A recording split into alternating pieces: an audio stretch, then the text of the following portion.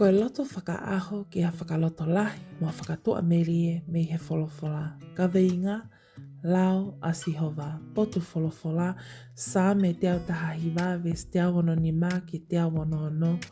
Oku lahi ai nonga ai kakai oku ofa ki ho o lao. Pea oku ikai hatu ki a anga i ho nauloto. Kua nofo akitali ki ho o whakamoui e sihova. Pea kua whai ho o ngahi tu unina. Amen. Ke tau loto. Eiki lelei, malo e tawa o sia ai aho whakakoloani. Tala mai he wholofola, oku lahi ai nonga ai kakai oku ofa ki ho o lao. Pea oku ikai hatu ki a anga i ho nauloto. Eiki, malo ho o whakahinohino ki a te au.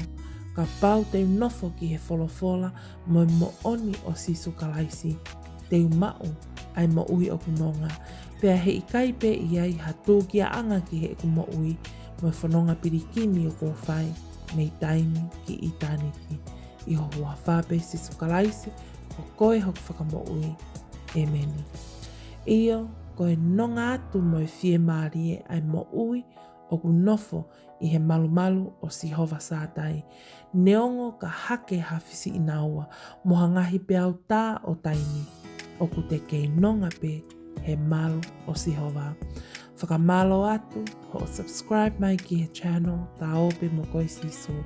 Koe channel ke omi ai mo oni o wholofola ki ne tokoni, mo hulu wa i hala i he tau whanonga whakaaho.